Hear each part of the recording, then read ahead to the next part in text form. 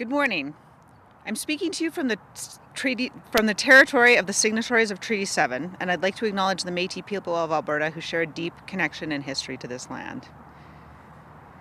Over the past few days, I've been asking the UCP how they will ensure that their pause on the gas tax will actually be passed along to Alberta families and not just swallowed up by retailers. Prices have dipped in some places, but many places prices have not gone down at all. I've been getting messages from Albertans all morning who aren't seeing price relief at their local gas station. And one thing we all know about gas prices is that they move around continuously. We'll see if this price dip survives more than a few days. We have called for a third-party audit to demonstrate whether the savings were actually passed on to Albertans for the duration of the program. Predictably, the UCP has refused to do this. But even in the best-case scenario, the provincial gas tax represents less than $10 on a tank of gas. That's nice to have, but it doesn't put a dent in the huge new costs the UCP has piled on Alberta families and Alberta businesses. $7 back on a tank of gas doesn't help to pay a car insurance bill that has spiked more than 30%. Insurance companies are making such a killing from Alberta families that the UCP refused to release the government's annual insurance report, which has come out for the previous 107 years.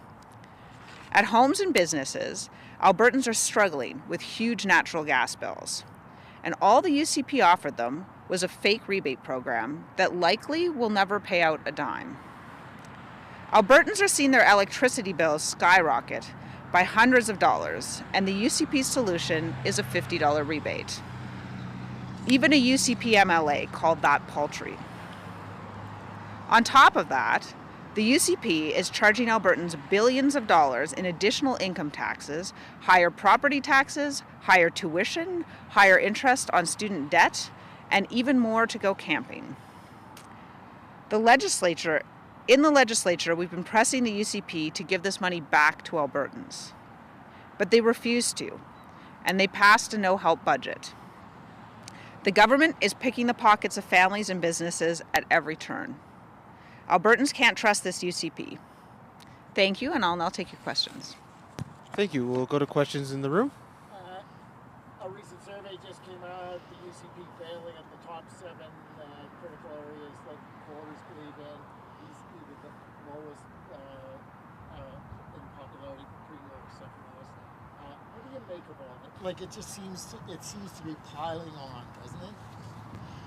Sorry, a survey about... Actually, at the UCP, a recent survey just came out just to say that in 7 critical areas, it was COVID, health, education, that according to the voters, more than 63% of voters found them either doing poorly or very poorly.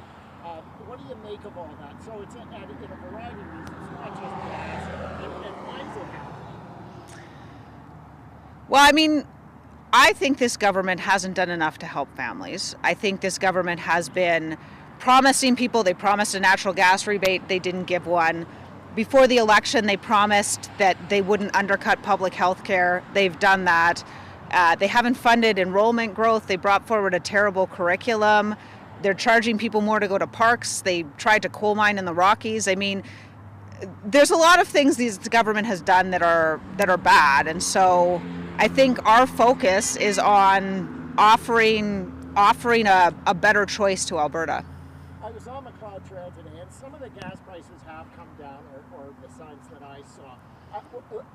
Where are we seeing that maybe they haven't come down, and how can the government then hold those companies to the fire and make them reduction? Yeah, so I mean, the challenge is that gas prices are driven by sort of a number of different complex factors, and that's why we've been asking them to perform an audit, is to try to figure out specifically, what happened to the money that the government has rebated to these companies. Was it passed on through?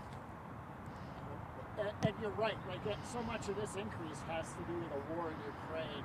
So should we be playing in the market like this? And maybe is there a better response? What would the NDP do? Well, this was certainly a policy that we called for, although we think it would be more effectively paired with some sort of assurance that it's actually getting through. We would also add, a real natural gas rebate. We would be looking to restore the cap on insurance. We would be looking to put in a reverse rate rider or a cap with respect to electricity, maybe a means tested one. I think there's a lot of different things this government could be doing. And I think, with the gas tax rebate, that's a good thing. But if they can't guarantee it's getting through, then maybe they should have used another mechanism. Any other questions? Awesome. With that, we'll go to questions on the phone. Remember to press *9 if you're calling in, or use the raise hand function on Zoom. Please state your name and outlet at the top.